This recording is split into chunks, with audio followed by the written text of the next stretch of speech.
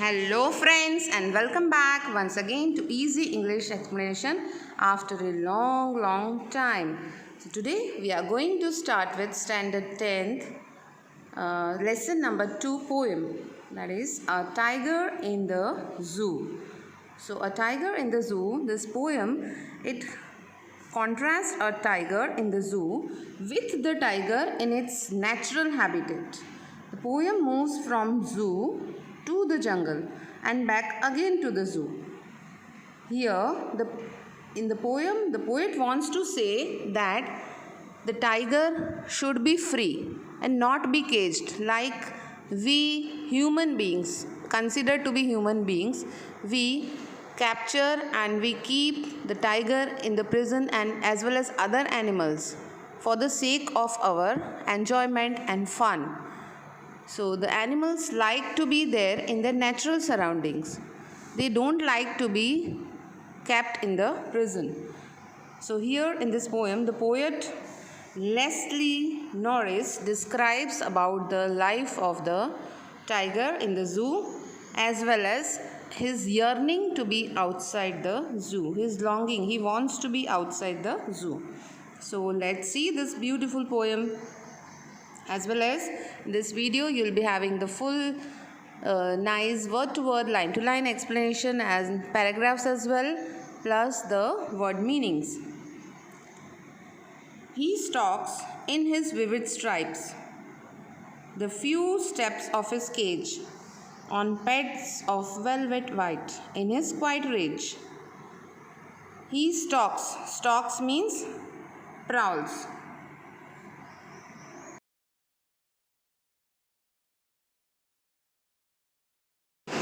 Hello friends and welcome back once again to Easy English Explanation after a long time. So today we are going to start with standard 10th lesson number 2 poem, that is A Tiger in the Zoo.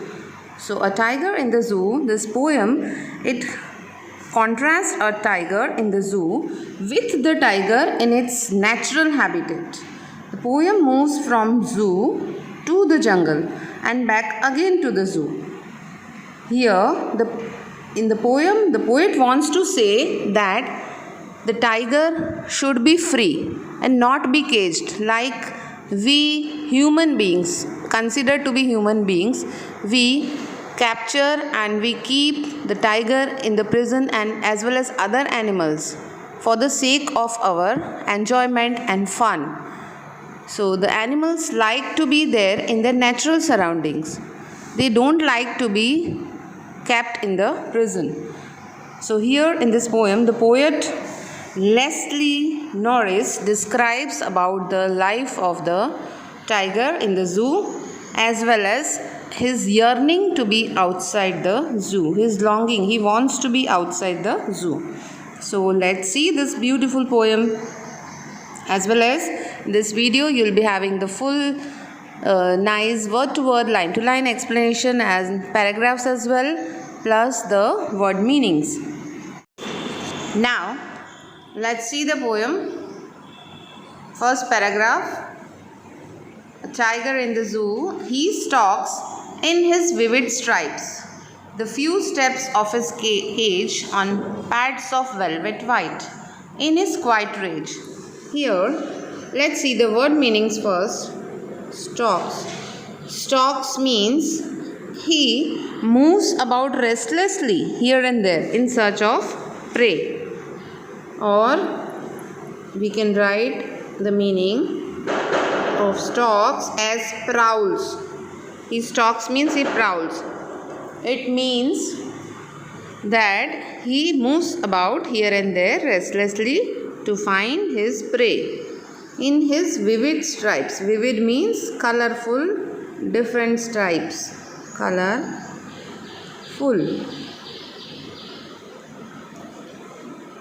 Then stripes. Stripes means bands.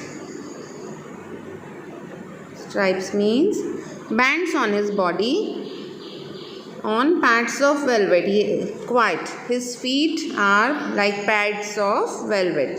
In his quiet rage. Rage means anger. Quite anger means he is very angry but he cannot express his anger.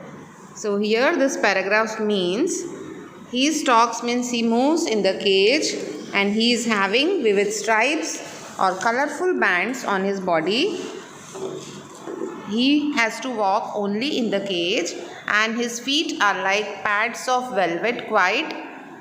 He is having quite anger. He has anger but he cannot express his anger. So let's see ahead.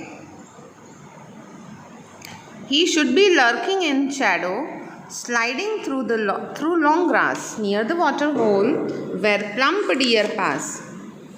It means here, see the word meanings first. He should be lurking. He should be lurking. Lurking means waiting in shadow. Waiting in shadow. Then sliding through the long grass. Sliding means he is moving very smoothly, easily. Sliding means able to move smoothly along the surface. Able to move. Also, I will post this picture of the word meanings as well. Able to move smoothly. Move smoothly along a surface. Near the water hole where plump deer. Plump means fat deer. Fat deer passes. Now see the meaning of this paragraph. Actually, he should be lurking. He should be waiting in a shadow. And he should be sliding through the long grass. That means he is not seen. He should be waiting for his prey. As tiger is an animal of prey, he has to catch his prey. Sliding means moving smoothly in the long grass so he is not noticed and anytime he can catch his prey. Near the water hole he should be waiting. Where plump deer pass means where the deer passes so that he can have his food and he can eat the deer. And deer has to be plump. Plump means fat deer will serve him a nice meal. So you should be waiting for that. After that, let's move to the third paragraph. He should be snarling around houses at the jungle's edge, baring his white fangs, his claws, terrorizing the village. Let's see the word meanings first. Snarling. Snarling means, here snarling means roaring. He is making angry noises. When he is hungry, he is making the angry noises around the houses of village at the jungle's edge. At the last of the jungle, in the jungle's corner, he should be making noises, loud noises, and he should be baring. Baring means showing. He should be showing his, demonstrating his white fangs. Fangs means teeth. He should be showing his teeth. His claws. Claws means his nails. Terrorizing the village. Terrorizing means frightening. Terrorizing means frightening the village. This paragraph means that he should be there. What the tiger should be doing actually? He should be roaring around the houses in search of prey, somebody from the village. He should be in the jungles, at the jungle's corner. He should be showing his white teeth, his nails, and terrorizing the village, making the villagers frightened or afraid of him, that anytime he'll come and catch his prey from the village. So he should be actually doing that. Now see the last, see the next paragraph here.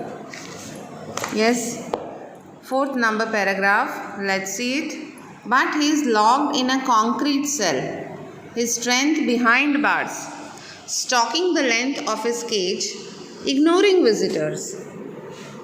but he is locked in a concrete cell. Which is the concrete cell, children? Which he is locked already. Concrete cell means the bars, the cell of the prison or the cage. Cage is like prison for him. That cell is of concrete. Concrete means here very, very solid. It's strong that he cannot escape or move out from that prison. Cell means prison, his cage.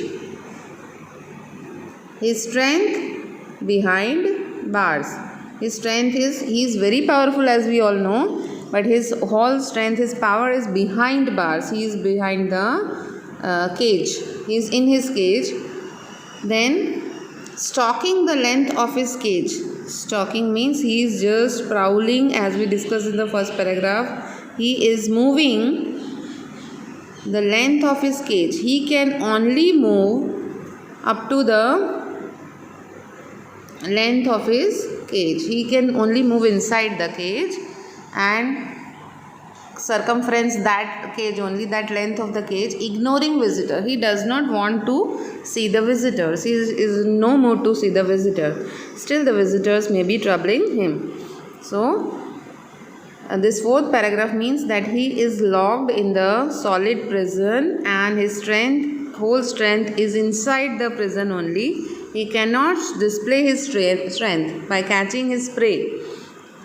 And he is moving inside the length of his cage. He is moving and judging or measuring the length of his cage only, and he has no interest in seeing the visitors. He is a very strong animal, but he is helpless because his whole strength is locked in the cemented prison. Now, as far as the last paragraph is concerned, let's see it. He hears the last voice at night, the patrolling cars, and stares with his brilliant eyes at the brilliant stars. He hears the last voice at night, very easy lines, the patrolling cars, the persons who are kept in the zoo to take round like the safety guards. Like those who are the safety persons, security persons, they take rounds in their cars. And what does the tiger do? He stares, he continuously gazes, he has a long watch with his brilliant eyes. Brilliant means tiger's eyes are called to be wonderful. He has wonderful eyes